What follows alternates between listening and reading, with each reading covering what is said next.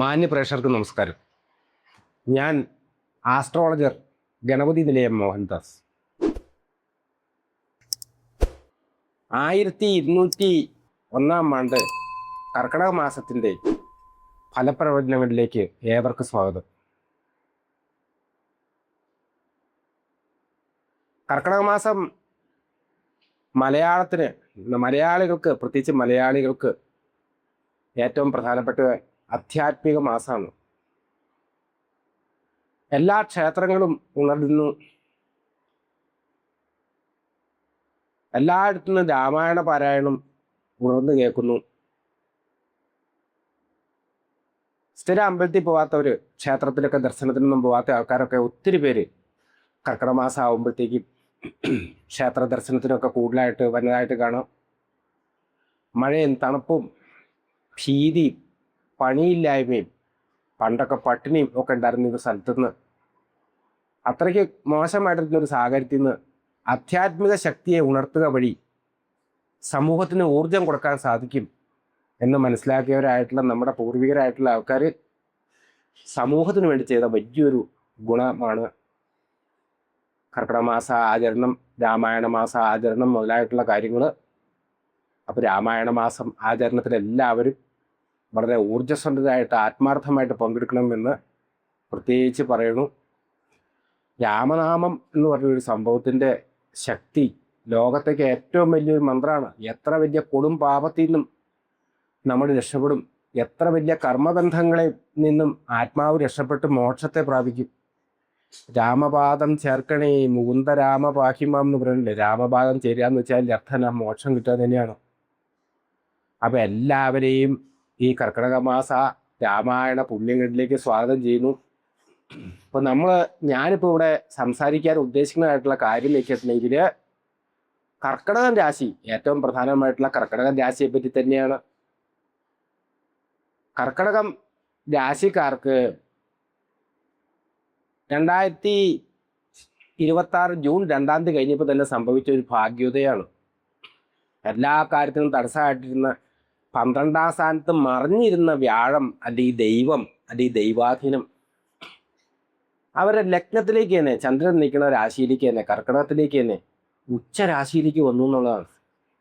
അതുകൊണ്ട് തന്നെ അവർ ഭൂമിയിലേക്ക് തന്നെ ഏറ്റവും വലിയ ഭാഗ്യവന്മാരായിട്ട് പരിണമിച്ചു.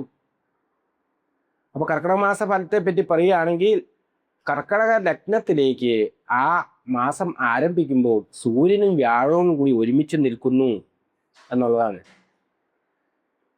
അപ്പോൾ വ്യാഴത്തിനൊരു പ്രത്യേകത ഉണ്ട്. നിൽക്കുന്ന രാശിയിൽ നിന്ന് 5ാം രാശിയിലേക്ക് പൂർണ്ണ ദൃഷ്ടിയുണ്ട്. അപ്പം അതിൻ്റെ 5 എന്ന് വെച്ചാൽ എന്താ അർത്ഥം? പൂർവ്വപുണ്യം, സന്തതി, നമ്മുടെ മനസ്സ്, നമ്മുടെ ഉള്ളിലുള്ള നല്ല അറിവുകൾ, നമ്മുടെ ഗുരുത്വം എന്നൊക്കെ അർത്ഥമുണ്ട്. അപ്പം ആ ഭാഗത്തേക്ക് വ്യാഴം ജന്മലഗ്നത്തിൽ നിന്നുകൊണ്ട് നോക്കുമ്പോഴോ നല്ല ദൈവം, ഒരു മനസ്സമാധാനം, നല്ല ബുദ്ധി കിട്ടണേ ദൈവമേ എന്ന് നമ്മൾ പ്രാർത്ഥിക്കില്ലേ, അതുമാതിരി നല്ല ബുദ്ധി ലഭിക്കാനിട വരിക എന്നുള്ള കാര്യങ്ങളാണ്. പിന്നെ വ്യാഴം 7ാം ഭാഗത്തേക്ക് നോക്കണു. 7ാം ഭാഗത്ത് വെച്ചാൽ ദാമ്പത്യം, ഭാര്യാഭർത്തൃ ജീവിതം, അങ്ങനത്തുള്ള കാര്യങ്ങളൊക്കെയാണ്. പിന്നെ വ്യാഴം ഈ ലഗ്നത്തിൽ നിന്നുകൊണ്ട് 9ാം ഭാഗത്തേക്ക്, ഭാഗ്യസ്ഥാനത്തേക്ക് നോക്കുന്നു. അപ്പോൾ പൊതുവേ കർക്കിടക രാശിയിൽ വന്ന ഗ്രഹങ്ങൾ പുണർദത്തിൻ്റെ അവസാന ഭാഗം, കാൽഭാഗം, അതുകൂടാതെ പൂയം, ആയില്യം, ഇങ്ങനെ 3 നക്ഷത്രങ്ങളാണ് കർക്കിടക രാശിയിൽ നിൽക്കുന്നത്. അപ്പം ഈ 3 കൂട്ടർക്ക്, പുണർദക്കാർക്കും പൂയക്കാർക്കും ആയില്യക്കാർക്കും പൊതുവെ നല്ലൊരു സമയമായിരിക്കും ഈ കർക്കിടക മാസത്തിൽ. പിന്നെ വേറൊരു കാര്യം എന്താ വെച്ചാൽ, വ്യാഴം മാത്രമല്ല, വ്യാഴത്തിനോടൊപ്പം സൂര്യനും കൂടി നിൽക്കുന്നുണ്ട്. അപ്പം അതിൻ്റെതായിട്ടുള്ള ചില പ്രശ്നങ്ങളും ഉണ്ട്. സൂര്യൻ എന്ന് വെച്ച് കഴിഞ്ഞാലോ, സൂര്യൻ 2ാം ഭാവത്തിൻ്റെ ആളാണ്. കർക്കിടകം രാശിയിൽ സൂര്യൻ അത്ര വലിയ ഷൈൻ ചെയ്യുന്ന ആളല്ല. പക്ഷെ വ്യാഴത്തിനോടൊപ്പം യോഗം ചെയ്ത് നിൽക്കുമ്പോൾ, അത്ര ഉച്ചമായിട്ടുള്ള വ്യാഴത്തിനോടൊപ്പം യോഗം ചെയ്ത് നിൽക്കുമ്പോൾ അതിനെപ്പറ്റി കൂടുതൽ പറയാനില്ല. അതേമാതിരി 11ാം ഭാഗത്ത് ചൊവ്വ നിൽക്കുന്നു. വളരെ ഊർജിതമായിട്ട് കാര്യങ്ങളെല്ലാം മുമ്പോട്ട് പോകും. തടസ്സപ്പെട്ട് കിടന്നിട്ടുള്ള കാര്യങ്ങളെല്ലാം വളരെ പുരോഗമനത്തോടു കൂടി മുമ്പോട്ട് പോകും. കർക്കിടക മാസം ഇനി എന്നാ ജ്യോതിഷരെ ഞങ്ങൾക്ക് ഇനി ഈ കർക്കിടക മാസത്തിൽ എന്ത് തുടങ്ങാനാണെന്ന് വെച്ച് കഴിഞ്ഞിട്ടുണ്ടെങ്കിൽ, നേരത്തെ മുടങ്ങി കിടന്നതായിട്ടുള്ള കച്ചവടങ്ങളോ അല്ലെങ്കിൽ പഠനമോ അല്ലെങ്കിൽ ഈ ഉദ്യോഗമോ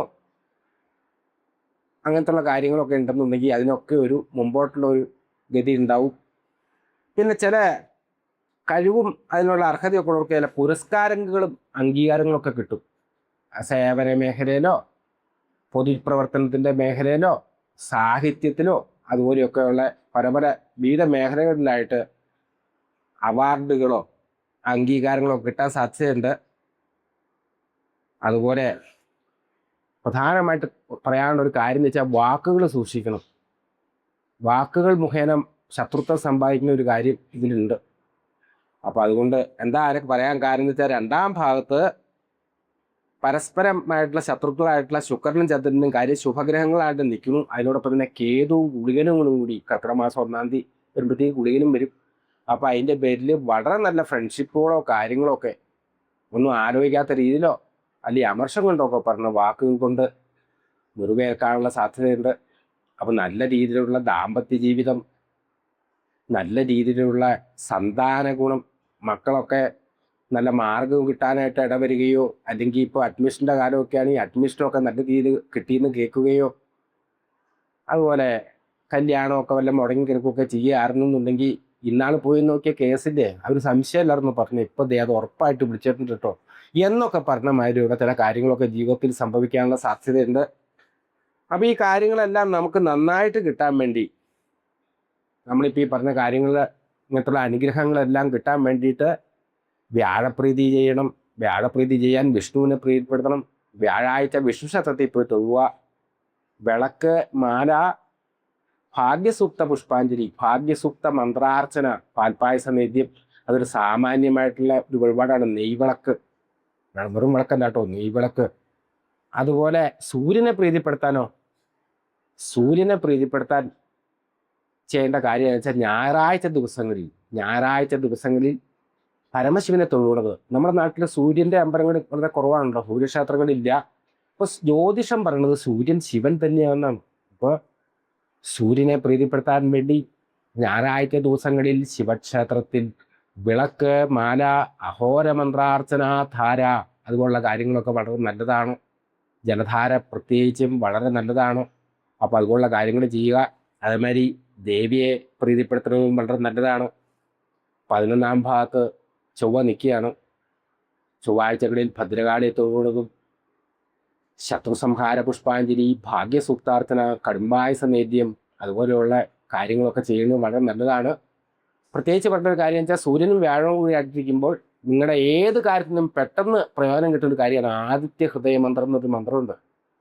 രാമായണത്തിൽ ശ്രീരാമൻ യുദ്ധത്തിൽ ശകല ക്ഷീണവും തളർച്ചയൊക്കെ വന്നു കഴിഞ്ഞപ്പോൾ ഖരനായിട്ട് ഏറ്റുമുട്ടുന്ന സമയത്ത് ഗുരുപദേശത്തോട് ഗുരു പറഞ്ഞു, അല്ലയോ രാമ, ഖരൻ നിസാരനല്ല, നീ ഖരനെ കീഴ്പ്പെടുത്താൻ വേണ്ടിയിട്ട് ആദിത്യ ഹൃദയ മന്ത്രം ജപിക്കൂ എന്ന് പറഞ്ഞു. അങ്ങനെ അദ്ദേഹം ഉപദേശിച്ചു കൊടുത്തു ശ്രീരാമന് ഗുരു ഉപദേശിച്ചു കൊടുത്തു. അപ്പോൾ ആ ആദിത്യ ഹൃദയ മന്ത്രം കർക്കിടകൻ രാശിക്കാർ ഈ സമയത്ത് ജപിക്കുകയാണ് നല്ലതാണ്. കാലത്ത് തന്നെ കുടിയൊക്കെ കഴിഞ്ഞതിന് ശേഷം സൂര്യൻ ഉദിച്ചു വരുമ്പോൾ സൂര്യനെ നോക്കി തൊഴുതു പിടിച്ചുകൊണ്ട് സന്താപനാശനകരായ നമോ നമ, അന്ധകാരാന്തകരായ നമോ നമ എന്ന് ആരംഭിക്കുന്ന ആദിത്യ ഹൃദയ മന്ത്രം ജപിക്കുന്നത് വളരെ നല്ലതാണ്.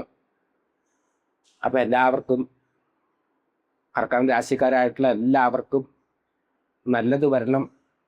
അതിന് ദൈവം അനുഗ്രഹിക്കട്ടെ. സാക്ഷാൽ വിഷ്ണു ഭഗവാന്റെ അനുഗ്രഹം ഉണ്ടാവട്ടെ എന്ന് പ്രാർത്ഥിച്ചുകൊണ്ട് ഞാൻ എൻ്റെ വാക്കുകൾ നിർത്തുവാണ്. ജ്യോതിഷപരമായിട്ടുള്ള ശരിയായിട്ടുള്ള ഭാഗ്യവും കാര്യങ്ങളൊക്കെ വരണമെന്നുണ്ടെങ്കിൽ നമ്മൾ ജാതക പരിശോധന നടത്തണം.